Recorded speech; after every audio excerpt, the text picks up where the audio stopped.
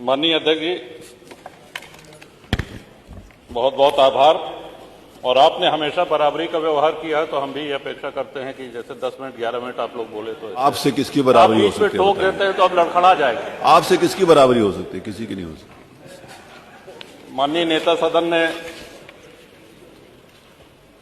Vision document पे ये 24 घंटे का ऐतिहासिक चर्चा करा करके ये पूछना चाहा है हम सभी लोगों से।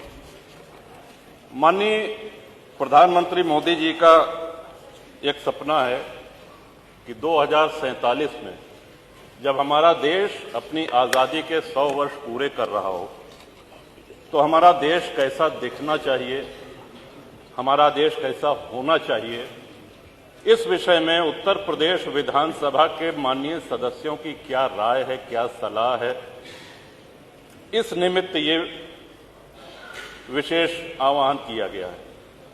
श्रीमान, कल से हम सभी लोग देख रहे हैं, बहुत से माननीय सदस्य तो इसमें ऐसे बोल रहे हैं जैसे ये बजट पे बोल रहे हों या धन्यवाद प्रस्ताव के विरोध में बोल रहे हों।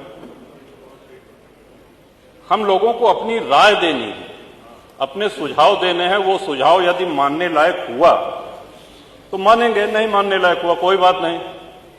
इस तेजी से बदलती हुई दुनिया में नई तकनीकें आ रही हैं, उसमें हम कैसे आज विश्व के साथ खड़े रहें। आज हमको अपने अंदर सुधार क्या करना है, व्यवस्था में क्या परिवर्तन लाना है, कैसे हम विश्व के अग्रणी देशों में अपनी गिनती कराएं, कैसे हम विश्व गुरु बने जो कि पहले भारत था। इस विषय में सुझाव देने के बजाय लोगों की आवाज आती है कि साहब 47 की बात छोड़ दीजिए, 2027 में हम आ रहे हैं। अरे कहीं मोदी जी ने कहा है क्या कि 2047 में हम ही प्रधानमंत्री रहेंगे, या नेता सदन ने कहा है क्या कि 2047 में हम मुख्यमंत्री रहेंगे?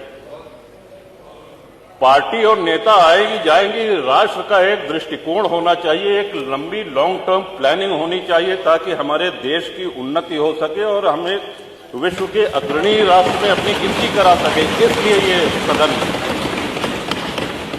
श्रीमन, आज हमारे देश के सामने सबसे बड़ा खतरा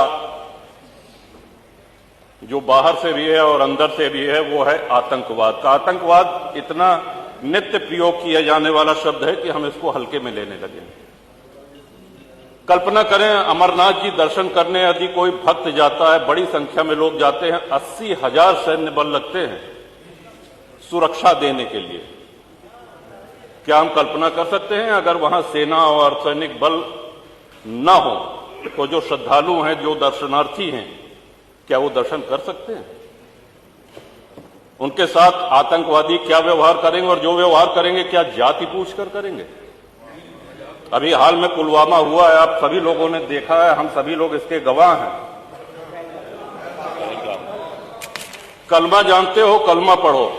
कलमा नहीं पढ़ पाए, वस्त्र उतार करके, लिंग देख करके ये निर्धारित किया गया कि ये हिंदू है, और हिंदू देख करके मारा गया। वहां किसी ने जाति नहीं पूछी। किसी भी चीज का बंटवारा हो, चाहे वो घर का हो, संपत्ति का हो, व्यापार का हो, अगर आप बांटेंगे तो उसको कमजोर करेंगे। श्रीमान, भारत सबसे बड़ा विश्व का आबादी वाला देश है, सबसे बड़ा लोकतंत्र है, और इसका बहुत बड़ा श्रेय इसमें जाता है कि बहुसंख्यक हिंदू समाज यहां रहता है। जिन देशों में संविधान लागू है, विश्व के जिन देशों में संविधान लागू है, जहां राजतंत्र है, सुल्तान है बैठे या कोई तानाशाह है, उसकी हम बात नहीं कर रहे हैं। जिन देशों में संविधान लागू है, समय के साथ देश काल परिस्थिति के अनुसार संविधान में संशोधन होते रहते हैं। लेकिन जिन देशों में संविधान लागू है, क्या कहीं उसका प्रिएम्बल, क्या कहीं उसकी प्रस्तावना बदली गई है? विश्व में एक भी देश ऐसा नहीं है जहां प्रस्तावना ही उठा के बदल दी जाए। संविधान शिल्पी बाबा साहब अंबेडकर,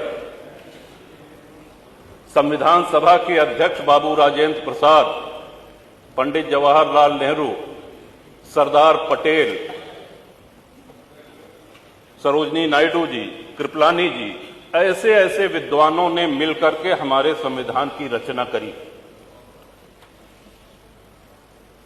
और उसकी प्रस्तावना को ही 1976 में इमरजेंसी में, आपातकाल में, एक झटके में, जब देश में लोकतंत्र नहीं था, बदल दिया गया। इवन बाबा साहब अंबेडकर उस वैद्य की तरह हैं जो एक बहुत बड़ा वैद्य कोई औषधि दे। अब आप पहुंच जाइए बीच में कि नहीं साहब इनसे बड़े तो हम वैद्य हैं, इन्होंने क्या कहा, ये गर्म पानी के साथ लेना है, गर्म नहीं ठंडे दूध के साथ लो। कहने इसमें क्या है, कहने इसमें अदरक मिला दो, इसमें क्या है, लहसुन प्याज मिला दो। तो जो वैद्य ने दवा दी है उसकी तो ऐसी तैसी हो गई। इतने बड़े, और 2047 में सबसे जरूरी है भारत की जनता को जागरूक करना। लोकतंत्र के साथ जब भी कुठाराघात होता है, जब भी उपहास होता है लोकतंत्र का, जनता को बोलना पड़ेगा, बोलना पड़ता है। नेता कितना भी मजबूत हो, राष्ट्र कितना भी मजबूत हो,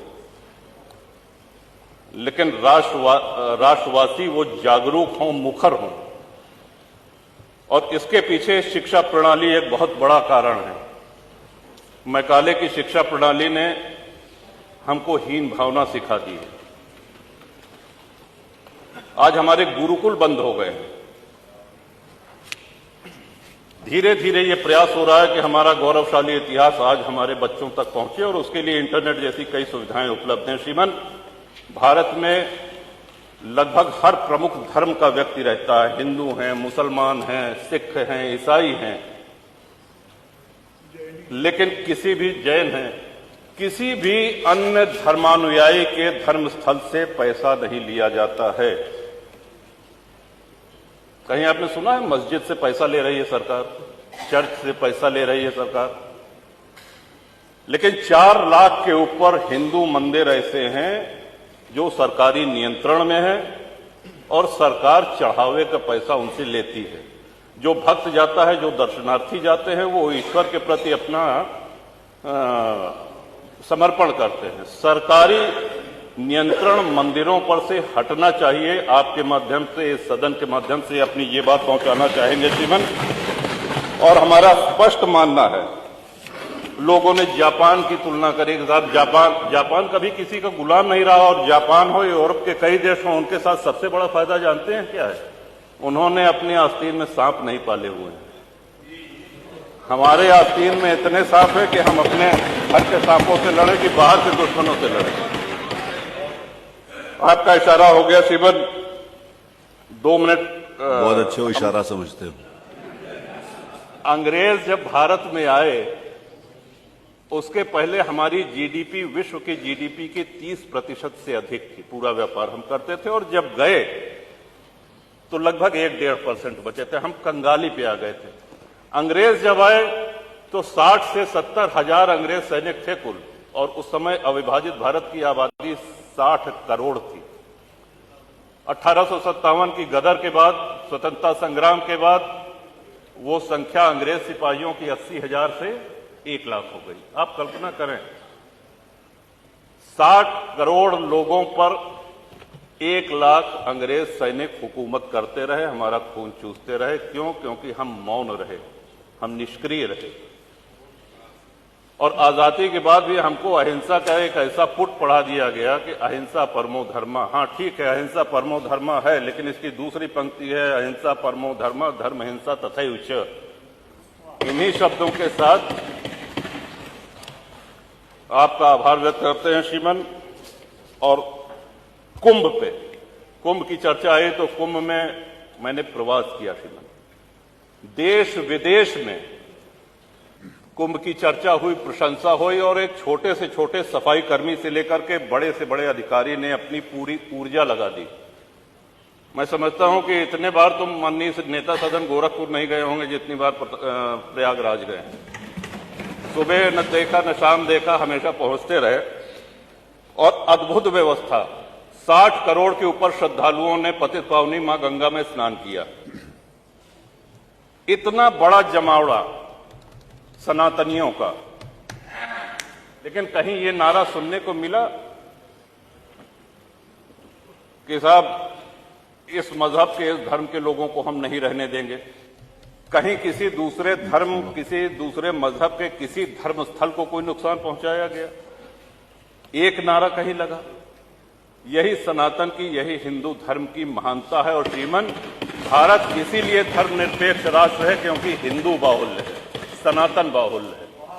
हम 2047 में विजन में जो योगदान देना चाहते हैं, हम इस महान सदन के आदरणीय सदस्यों के माध्यम से जो सलाह पहुंची है, उस सलाह में अपनी अंतिम एक बात अवश्य जोड़ना चाहेंगे कि कृषि भूमि हमारे देश में कम हो रही है, नगरों का, गांवों का निर्माण हो रहा है, प्लॉटिंग हो रही है, सड़कें निकाली जा रही, हमारी आबादी बढ़ रही है, लेकिन हमारी कृषि भूमि में कमी हो रही है। इस चिंता को भी ध्यान में रखें और इस सदन के माध्यम से माननीय जो नीति निर्धारक हैं, जो केंद्र में बैठे हैं, आदरणीय प्रधानमंत्री जी, वो भी अवगत हों। आपने अवसर दिया, बहुत बहुत धन्यवाद। माननीय नेता प्रतिपक्ष।